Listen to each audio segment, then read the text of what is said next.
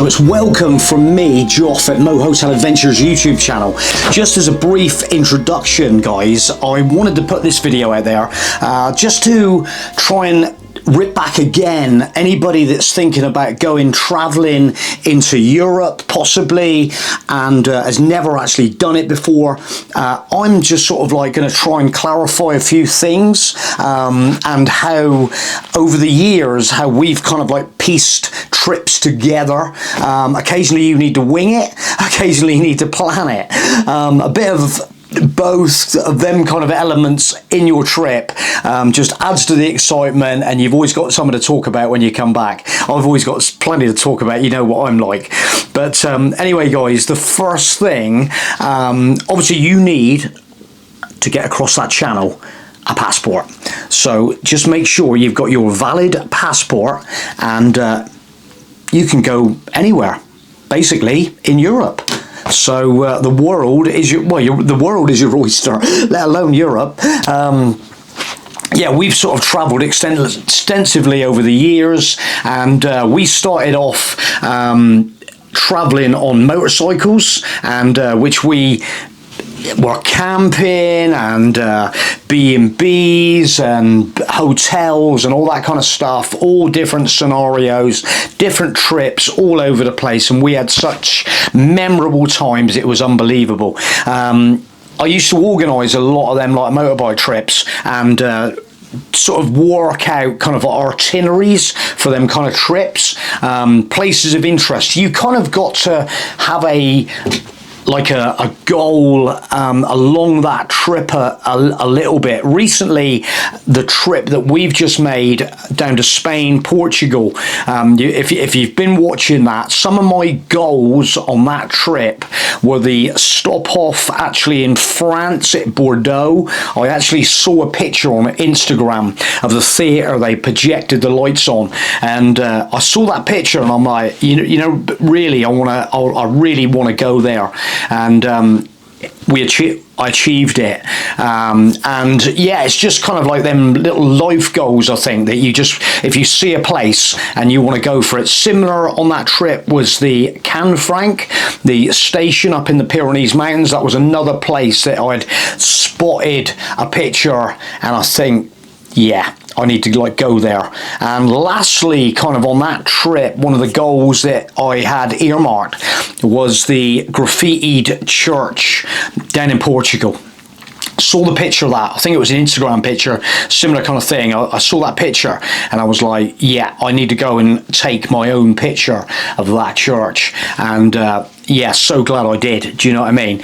So that's the kind of like little elements I like to like put into organising a trip. Just going on from there. So years and years ago, I remember walking into W.H. Smith, as you did. You want travel books, where did you go? You went to W.H. Smith's, and I remember going into W.H. Smith. I still got the book here now, and it's the Cool Camping France, Cool Camping. So it was a lot of like very rural campsites, interesting campsites, things like that. And I remember actually picking up the book, and I'm kind of like, you know, we were sort of going to France, and I'm looking for inspiration, and I'm just like reading I'm just flipping over the pages, and I've got the bookmarker in the page that I spotted, and it was Panoramic du Pila. And this was the place that I spotted, and it was located very close to Dune de Pila, down in the, which overlooks the Basin de Arcachon, that kind of area. And I saw this picture and I'm kind of like, do you know what, I really, in fact that's the Panorama Camping, I think just a couple of pages back. Let me just show you the picture, the actual picture. It was the start of the section on the Atlantic coast. There is the picture actually that I saw. And I remember looking at that picture thinking, do you know what, I really want to take my motorbike down in these, in here and park it up on the sand dunes. And that's what we accomplished. We did that. And I remember at that stage of the game, you can't see any motorhome parking on this. So I think this was down real on one side of the camping, but there were motorhomes actually on this camping, and I always remember it. And we were kind of like, do you know what? I wonder one day whether we'll ever end up with a motorhome. That's evolution for you. So yeah. Oh, just going on from there, 2013 was one of my Air to Camping Car receipts in this book. So I kept this book for future reference on other places, and there it is, 2013, €6 Air to Camping Car, Dolencourt near Troyes. In France, something like that. You know what I mean, don't you? My French has never improved, bonjour. But so anyway, yeah, that's the kind of inspiration that, yeah, I needed to visually like look at places and get inspiration. And I'm still, to be honest, I've literally been browsing this book again this afternoon, and I'm kind of like, oh my goodness me, there's a few places that you know, that we've sort of been and not even associated with this book that I'm like sort of really interested to have a better browse through. And but these are the kind of books that you need to be browsing for inspiration, and not forgetting watching our YouTube videos, because we do loads of try and put out inspiring YouTube videos for you guys to watch. And that's what it's all about, getting that inspiration. And if you ever need any help on them kind of like places that we've been, message me up, because I'm the first one to tell you exactly where the place is to, all about it, information, whatever you need to know kind of thing, really. But anyway, so yeah, going on from there, so rooting through my history of books, we've got a lot of books. I've got a lot of travel books. I'm just thinking, where do people go? So yeah, you go to W.H. Smith Travel Books. You can go to a car boot sale and pick up loads of like travel books. Loads of people, you know, these kind of books. A lot of these I actually bought in W.H. Smith's, I think. But you know, sort of probably $14.99, something like that. But guidebook on Italy. Yeah, all the information in there that you ever need. But car boot sales, charity shops. I used to frequent a local charity shop, and every day I used to walk by and oh look, travel books, and I picked up, well, Caroline does a nut because I've got so many travel books, it's unbelievable. In fact, recently I did actually get rid of some at a car boot sale to try and make some room, because I've got that many, seriously, but from all over the place. But anyway, back to the inspiration. So yeah, that's what I literally do, is try and find pictures, and you know, when you sort of see a picture, I'm going to go there. That's what it's all about. Just browsing this travel book, because I'm sort of starting just at the moment to get my teeth into another trip. I need to, with me, I need to kind of like see a few, that looks good, and then try and sort of piece together a little itinerary.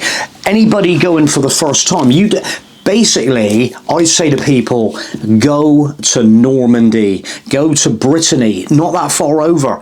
Use that camping car park. I'm always beating on about it, and we just, again, it's the best camper park format for visiting France. If you don't want to go that far, go to Belgium. Go on a beer. We've done beer tours in Belgium. Go to all the Trappist monastery breweries throughout Belgium. There's a lot of them, and if you're into that kind of thing, yeah, I'm just sort of pinning out a couple of. We did a hard rock cafe road trip. We did I think 5 hard rock cafes. Right, hang on, where were they? They were in Brussels, Antwerp, Amsterdam, Hamburg, Berlin, you know what I mean?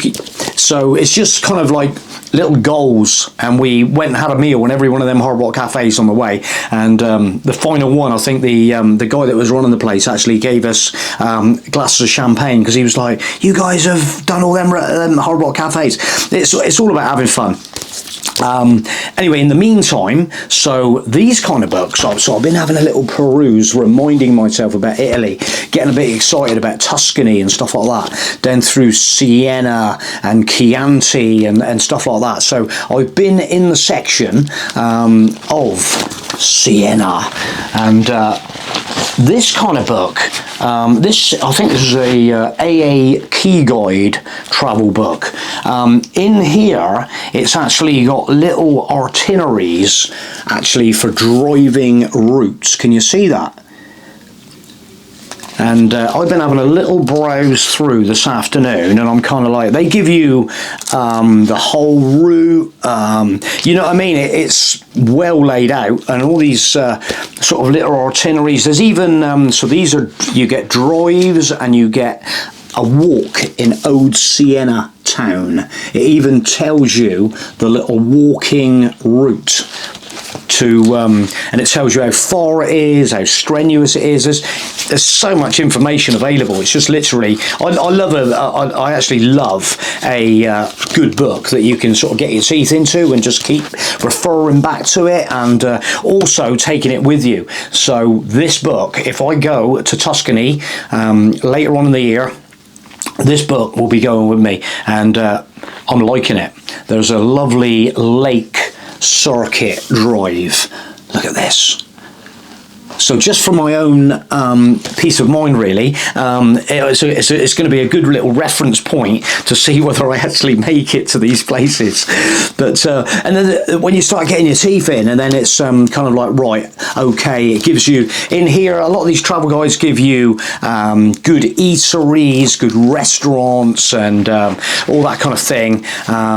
We might even go down the route of a agricultural, you know, the Britstops as they do in England, and the France Passion. In fact, there is actually one for Italy, so we might be getting out of Vicaris books, and might even go down that route yet, see if we can find some really interesting places in Tuscany. But I'm kind of getting my teeth into that one. I'm getting my teeth in. It's a nice little rundown. Haven't quite worked out a route to what I'm going to be doing exactly yet, but I'll keep you guys posted on it, see what maps out on that.